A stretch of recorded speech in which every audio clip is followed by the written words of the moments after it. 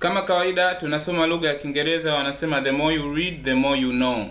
Tunaendelea na somo letu la phonetics. Tumechukua short vowel, tumeziona, tukachukua long vowel, tumeziona. Leo tunachukua double vowels. Somo la leo litakuwa ni double vowels, na hili ndio litakuwa somo la mwisho kwenye elimu yetu ya phonetics tunayosoma. Okay, double vowels ni hizi hapa, sauti hizi hapa: ear, ua, I, oi, eu, er, au, a. Okay, hizo ndo double vowels. Sasa zinatumikaje na zinakuwaje? Hizi ni sauti ambazo zinakuwa zinatamkwa kwa pamoja, yani sauti zenyewe ni mbili lakini zinatamkwa kwa pamoja. Okay, twende tuone sauti. Tuchukue sauti ya kwanza tuone inavyokuwa. The sound ear is used for 5 different types of vowels in English words. Sauti ya ear, sauti hii inatumika kwenye aina 5 tofauti tofauti za vowel kwenye maneno ya Kiingereza. Tuone aina zano zenyewe ni zipi.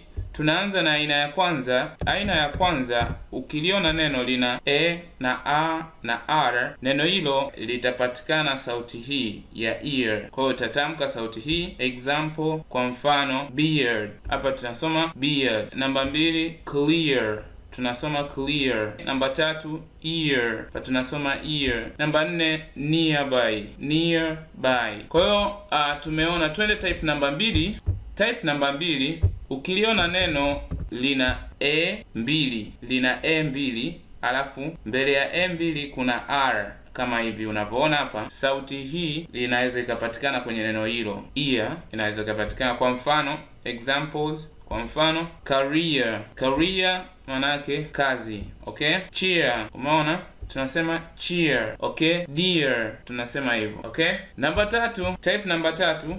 Type namba 3, ukiona neno lina a, neno hilo sauti ya ear inapatikana. Example, kwa mfano namba 1 tunavyosema here, hapa manake. Namba 2, atmosphere. Namba 3, mere. Okay, atmosphere, mere, ndo sauti hizo zinapatikana. Type namba 3 imeishia hapo. Twende type namba 4. Type namba 4, bila kupoteza muda, neno ukiliona na e, ukaliona na e na a, alafu lina l, yani hizi herufi zote zipo. Hizo herufi zote zitatamkwa kwa sauti ya ear. Okay, examples, kwa mfano really.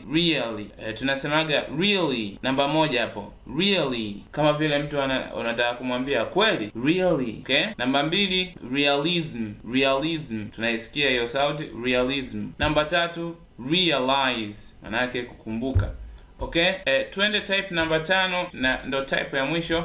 Ukiona neno lina e alafu r alafu lina i, shoni. Examples, kwa mfano superior inasoma hivyo, superior. Na namba 2, material. Namba 3, bacteriology. Namba 4, series. Hapo tumemaliza, ndo type imemalizika hiyo. Thank you so much, bye bye, tusubirie sauti ijayo.